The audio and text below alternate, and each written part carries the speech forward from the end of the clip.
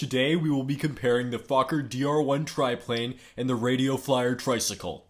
The Radio Flyer tricycle has the clear advantage when it comes to wheels, because it has 3 wheels compared to the 2 wheels that are on the front of the Red Baron's triplane. However, the triplane has a huge advantage in wings because it is armed with 3 wings, while the Radio Flyer tricycle only has 0 wings. When it comes to color, it's a dead heat as both of them are colored red. Given all of this information, it is safe to say that the Red Baron's Fokker triplane is more better than the tricycle. I get why people like educational channels. When I watch Vsauce, then I feel like an intellectual, and not like somebody who spends every single class getting rejected by girl after girl on Tinder. When I watch every frame of painting, then I feel like a film critic, and I can dissect and ruin Wonder Woman for my little sister. Of course, as with any genre of video, there are going to be cheap and low quality imitations of the better channels. This of course brings us to the Infographics Show, which is the most soulless, most low effort, and most mind-numbingly dull educational channel on YouTube. And it's not just that the content is shitty. I think that this guy, or guys, I have no idea how many people work on the channel, they're guilty of plagiarism, and they're not even smart. Don't worry, I'm not the Infographics Show, so I'm gonna back up those points with some concrete evidence in a minute. But first, let's look at this channel's description. Facts are fun, but most are presented in a boring and bad edited videos. Some topics we cover are military comparisons, celebrity comparison, video comparison, and a lot more. How much more obvious can you make it that you do not give a fuck about your audience than this description alone? But you know what? I'm an understanding and fair guy. I'm not gonna judge this channel entirely off their description. Let's look at their most popular video, take a real bite out of this shit sandwich. North Korea's total population is 24.7 million people, with a total of 10 million who are fit for service. 690,000 are active frontline personnel and 4.5 million are active reserve personnel. This means that 21% of the whole country can be activated to fight at any time. Well, you know what? Actually, I'm pretty impressed by that list of numbers right there. I feel like I've learned a lot.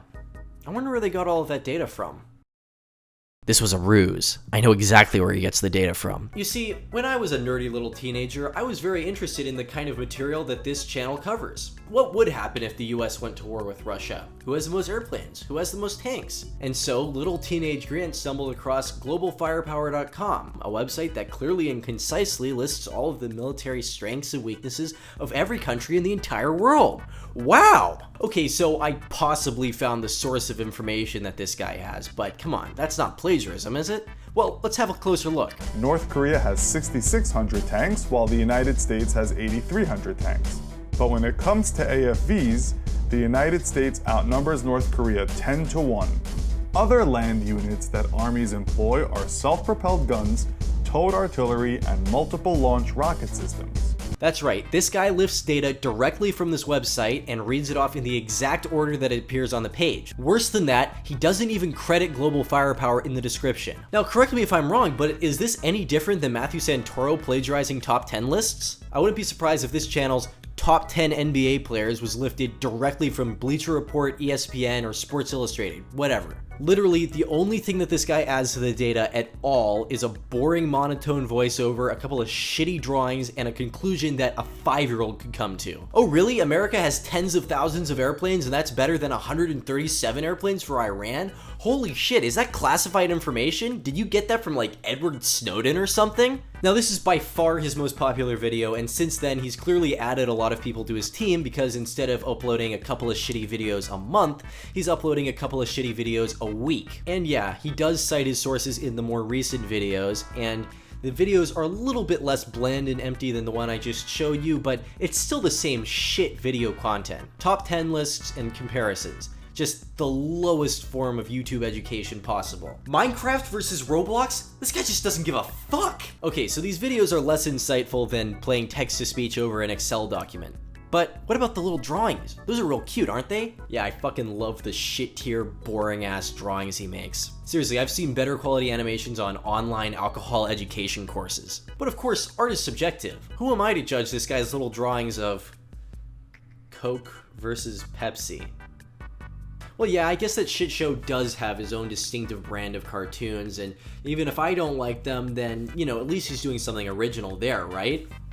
Wrong. Actually, Kurzgesagt has been making animated educational videos for years now with an almost identical art style. The only difference is that this channel actually discusses interesting topics in depth. You know, they go beyond just reading the statistics at the side of a Wikipedia article. When anybody ever asks him about the blatant similarities between his infographics and the ones that you see on Kurzgesagt's channels, he always just responds, well, it's a very popular art style. Yes, it is very popular among thieves who want to rip off more successful channels.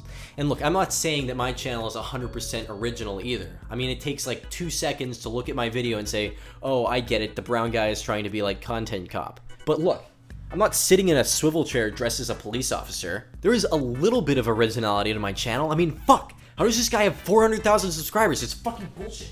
I love educational channels. I can binge the shit out of Head Squeeze or Vsauce. So when I tell you that I watched one video of Infographics Show and immediately I could tell that it's just the lowest quality garbage on the internet, you have to believe me. I mean, if you compare Vsauce to this embarrassingly poor attempt at making fact-driven content, you see that Vsauce is just head and shoulders above him. First of all, Michael has a great personality, great charismatic presence on camera. Michael himself is remarkably knowledgeable. His videos are well edited. Occasionally he'll go for some low-hanging fruit, but for the most part, his videos are on very, very interesting topics. It's not just that, his videos will often jump around from topic to topic over 15 to 20 minutes. Now compare that to InfoFuckers, who only covers the most brain-dead topics that can be researched by looking at a single Wikipedia article, because of course this guy doesn't know jack shit about anything. Combine that with the vapid nature of his content, his plagiarism, his boring monotone delivery, and his childish little cartoons, and you have the worst educational channel on YouTube. Guys, do not let some idiot with boring, unoriginal infographics and stolen data convince you that he's worth your time. You're better than that. Okay? Love you, bye.